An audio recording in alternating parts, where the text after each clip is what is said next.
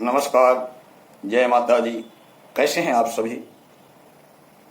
स्वागत है आप सभी का पुनः एक बार। मित्रों, आज आपको एक बहुत ही प्रेरणादायक पुण्यदायक कहानी सुनाने जा रहा हूँ।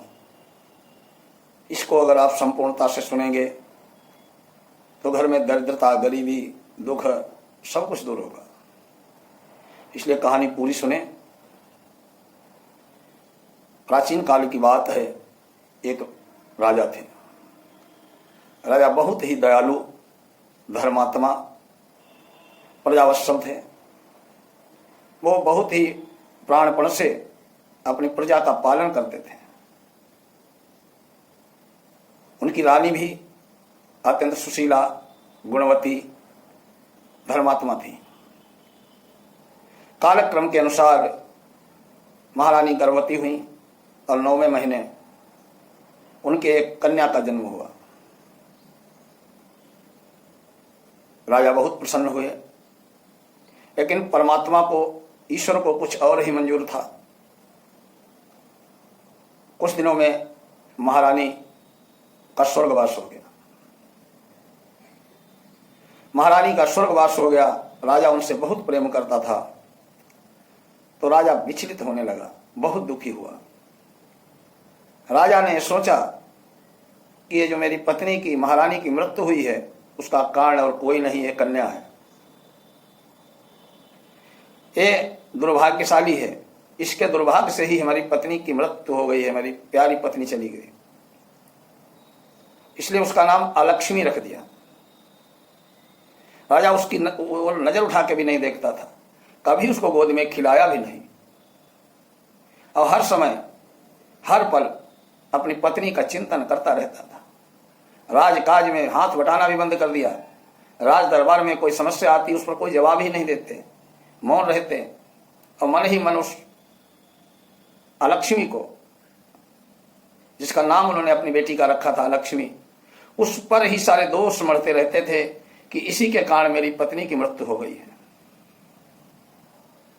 उसकी तरफ नजर उठा के भी नहीं देखते थे। मां तो नहीं थी उस बच्ची की, लेकिन उसे बाप का भी प्यार कभी नहीं मिल रहा था। दासियों के द्वारा वो पाली जा रही थी।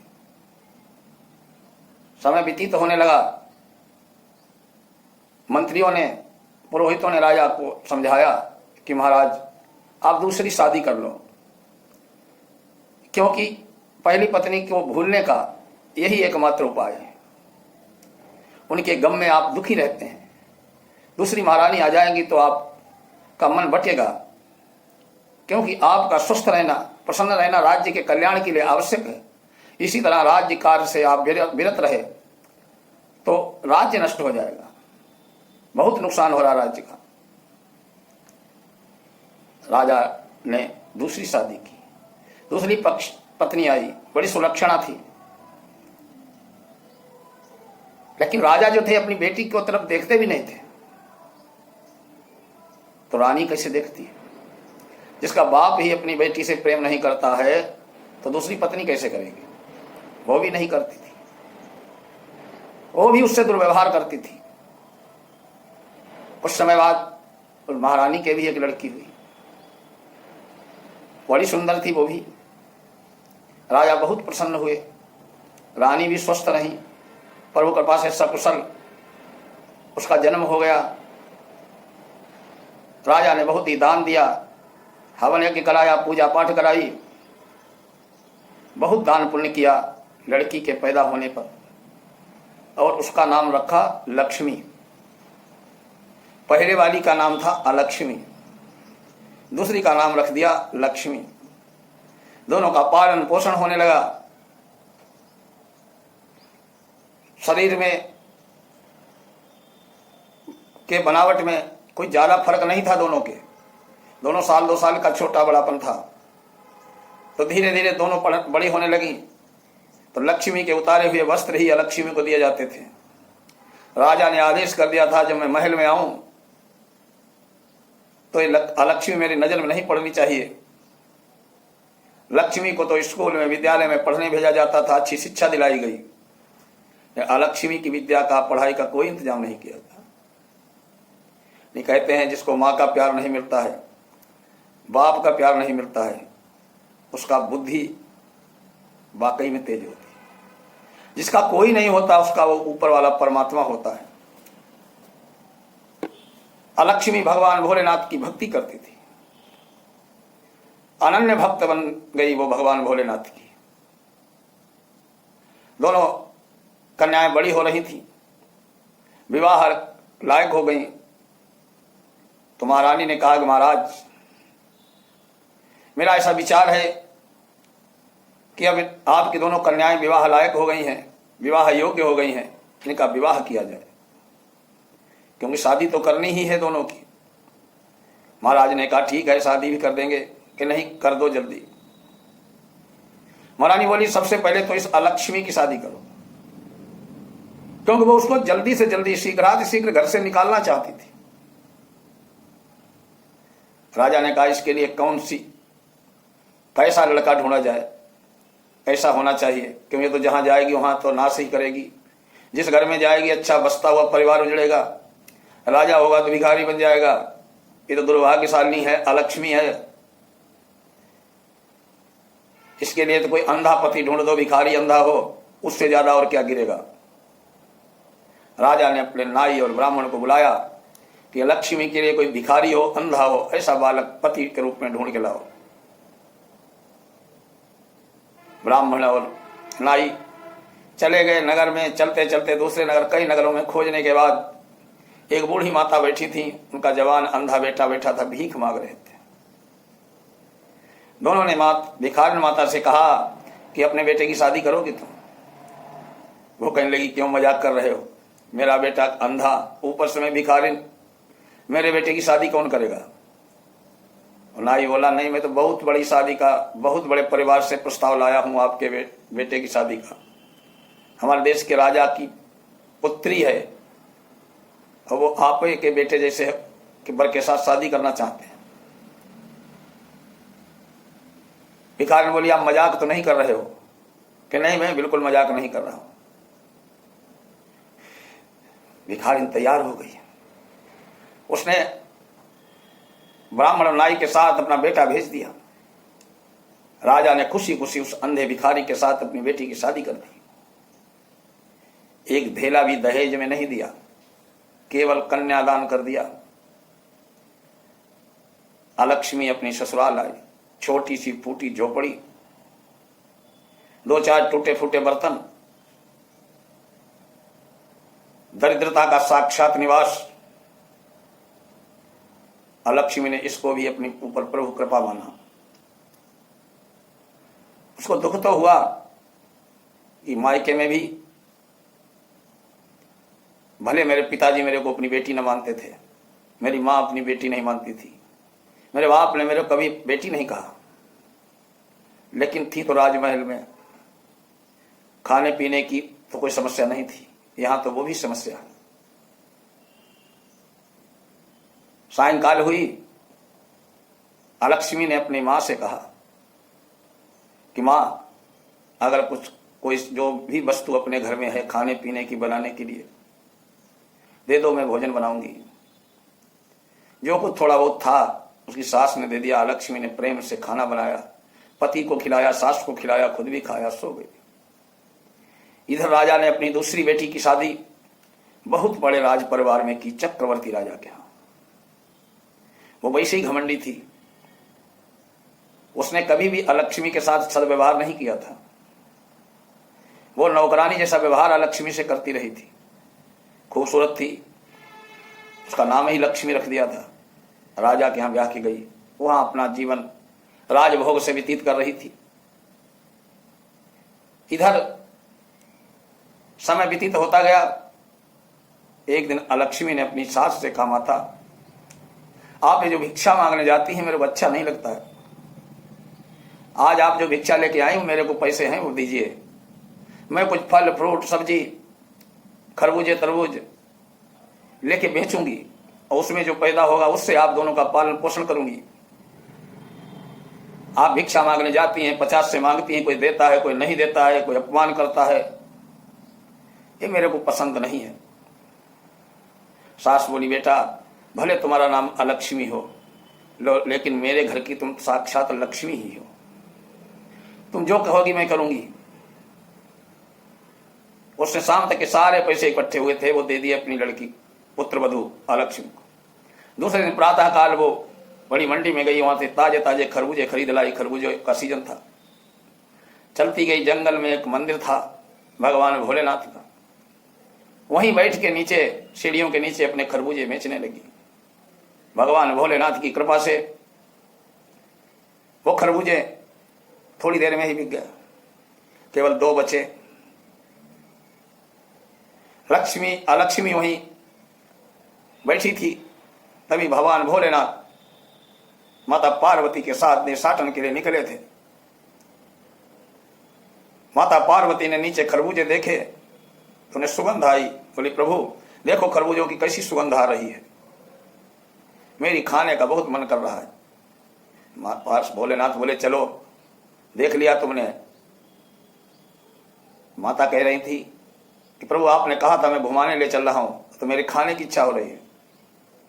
चलो, माता की जिद के आगे भगवान भोलेनाथ को आना पड़ा। माता पार्वती भगवान भोलेनाथ ने बूढ़े बुढ़िया का रूप बनाया। कांपते हुए से दोनों वहां अलक्ष्मी के पास आए। बोले, बेटा खरबूजे बेच रही हो? अलक्ष्मी बोली, हाँ मां, खरबूजे बेच रही हूं। दोनों बोले, मेरे को प्यास लगी है बेटा। थोड़ा सा पानी लिए बैठी थी अलक्ष्मी। उन्होंने दोनों को पानी पिलाया। भगवान भोलेनाथ माता पार्वती को आदर से बिठाया अपने वही जहां पर दुकान लगा रखी थी, वहीं अपनी चुन्नी बिछा दी, उस पर दोनों को बिठा। बोली, माता कि बेटी मेरे को भूख लगी है, मेरे खरबूजे खाने का मन कर रहा। अलक्ष्मी ने खुशी खुशी दोनों को एक एक खरबूजा दिया। भगवान भोलेनाथ माता पार्वती ने वो खरबूजे दोनों ने खाए। आनंदित हो गए माता पार्वती भगवान भोलेनाथ। माता पार्वती बोली, बेटा मेरे पास देने के लिए आपके लिए कुछ पैसे नहीं है, हम तो गरीब लोग हैं। यहाँ आ गए थे, भूख लगी, आपके खरबूजे अच्छे लगे, मैंने खा लिए। अब मैं इन खरबूजों के बदले आपको पैसे नहीं दे सकती हूँ, मेरे पास पैसे नहीं है।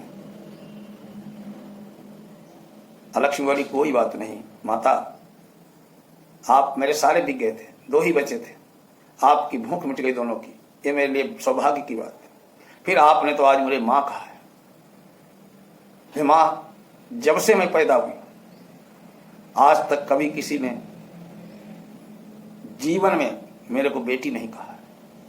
न मेरे बाप ने बेटी कहा कभी, न मेरी मां ने कभी मेरी बेटी कहा। आपने मेरे को बेटी कहकर वो दे दिया जिसकी मैं जीवन भर से भूखी थी। माता बोली कि बेटी मेरी शरीर में दर्द हो रहा है, मैं आराम करना चाहती हूं। माता पार्वती का सर गोद में रख के अलक्ष्मी ने लिटा लिया। माता सोने लगी। गर्मी थी माता के ऊपर। अलक्ष्मी ने अपने धोती के पल्लू से हवा करने लगे। आनंद से मां पार्वती सोती रही। भगवान भोलेनाथ देखते रहे। जब नींद खुली, माता ने कहा, बेटा अब मैं चलूंगी, लेकिन तुम्हें कुछ देना भी तो है। भगवान भोलेनाथ से पूछने लगे कि प्रभु आपके पास कुछ है देने के लिए? बोले, बाबा बोले मेरे पास तो भस्म है। माता ने कहा, वही दे दो। अलक्ष्मी ने अपना पल्लू कर दिया। भगवान भोलेनाथ ने अपनी मुट्ठी भर भस्म उसमें डाल दी। अलक्ष्मी ने उसे मस्तक पर लगा लिया। अब बुढ़िया का रूप धारण किए हुए भगवान भोलेनाथ माता पार्वती वहां से चले गए। शाम को वो घर आई, अपनी माता को सारी कहानी बताई, सास को। बोले, एक बुढ़िया थे, उनको मैंने खरबूजे खिलाए, भगवान भोलेनाथ की कृपा से वो मेरे को भस्म देके गए हैं, इसका क्या करूं? सास बोली, बेटा तेरा पति आएगा शाम को, उसको दे पूछना, वही बताएगा क्या करना है। शाम को उसका पति आया, उसको बताया तो उसने कहा, इस भस्म को लेकर थोड़ी तो चारों तरफ अपने घर के डाल दो, अपने जहाँ बक्सा है सामान सट्टा रखते हैं वहाँ रख दो, रसोई में रख दो, शेष बची हुई तुलसी पर डाल दो, तुलसी की जड़ पर रख दो। ऐसा ही उसने किया। सायंकाल खाना बनाया, अपने सास को खिलाया, पति को खिलाया और खाना खा के आनंद से सो गई। प्रातः काल उठी, जो आंखें खोली लक्ष्मी ने, उस झोपड़ी जगह महल खड़ा, सारा घर सोने चांदी से भरा पड़ा, हीरा जवाहरात सब कुछ। लक्ष्मी दौड़ती हुई अपनी सास के पास गई, मां देखो तो ये क्या हो गया, ये कैसा हो गया। बुढ़िया ने आंखें खोली, ये तो क्या हो गया। कहने लगी ये तो भगवान की कृपा हो गई। तब तक उसके पति की आंखें खुली, उसने आंखें खोली, वो देखने लगा, वो चिल्लाता हुआ आया, मेरे को सब कुछ दिख रहा है, सब कुछ दिख रहा है। माता पार्वती और भोलेनाथ की कृपा से उसकी आंखें सही हो गई, राजभोग जैसा जीवन मिल गया, महल बन गया। उधर उसके बाप जो थे उनको कुष्ठ रोग हो चुका था, इसे धीरे धीरे राज्य का पतन हो रहा था। और एक दिन राज्य खत्म हो गया, वो दर दर की ठोकरें खाने लगे। एक दिन अलक्ष्मी बोली अपनी मां से, मां सास से, कि भगवान भोलेनाथ की कृपा से देखो कितना मेरा दुर्भाग्य है, मेरे सामने आके भोलेनाथ को मैं पहचान नहीं पाई। अब भगवान की कथा करा दी जाए, शिव पुराण की कथा कराई जाए। कथा कराई, उसमें सबको निमंत्रण दिया। लक्ष्मी ने अपने बहन को भी निमंत्रण दिया, अपने माँ बाप को भी निमंत्रण दिया। माँ बाप पश्चाताप के कारण नहीं आए, राजा तो थे लेकिन कोढ़ हो चुका था, छोटा मोटा राज्य बचा था। बहन आई अहंकारवश, वो तो कभी लक्ष्मी को अपने बराबर समझती ही नहीं थी। उसने जब देखा ये वैभव, तो बोली ये लक्ष्मी तेरे को कैसे मिला। उसने कहा सब भगवान भोलेनाथ की कृपा है। और उसने वो खरबूजे बेचने वाली बात लक्ष्मी को बता दी। वो अपने घर आई, अपने पति से कहा देखो जी मैं भी खरबूजे बेचने जाऊंगी। वो बोला देख लक्ष्मी की श्रद्धा विश्वास तप का प्रभाव वो है, न तेरे में श्रद्धा है, न विश्वास है, न तपस्या है, न विनम्रता है, तू क्या बेचेगी। नहीं बेचूंगी। वो चली गई, दूसरे दिन खरबूजे बेचने लगी वहीं बैठ। भगवान भोलेनाथ माता पार्वती फिर निकले, फिर वो बूढ़े ब्राह्मण रूप बना के दोनों वहां आए, खरबूजे मांगे। उस समय लक्ष्मी के कोई खरबूजे बिके नहीं थे। वो चिल्लाने लगी भाग जाओ यहाँ से, चल दिए भिखारी, अभी दुकान लगी नहीं। एक खरबूजा नहीं बिका तो मांगने वाले आ गए, डांट डपट के भगा दिया। भगवान भोलेनाथ माता पार्वती सामने बैठ गई, शाम तक उसका एक भी खरबूजा नहीं बिका। चलते हुए कहने लगी उसको, तो उसने ये समझा था कि भगवान भोलेनाथ और पार्वती अपने रूप में ही उसको दर्शन दिए थे। बोले उसको तो भस्म दी थी, मेरे को कुछ दोगे। माता ने कहा दो, इनको भी दो कुछ। भगवान ने भस्म दे दी। घर आई, उसने वही काम किया। रात में सो, नींद नहीं आ रही, देखो मेरा धन वैभव चौगुना हो जाएगा, महाराजा से महाराजा और बड़ा हो जाऊंगा। नींद आई, सुबह नींद खुली तो सब कुछ खत्म पाया, महल की जगह झोपड़ी थी। पति ने फिर कहा देखो ये तुम्हारे कारण हो रहा है, जब तुम्हें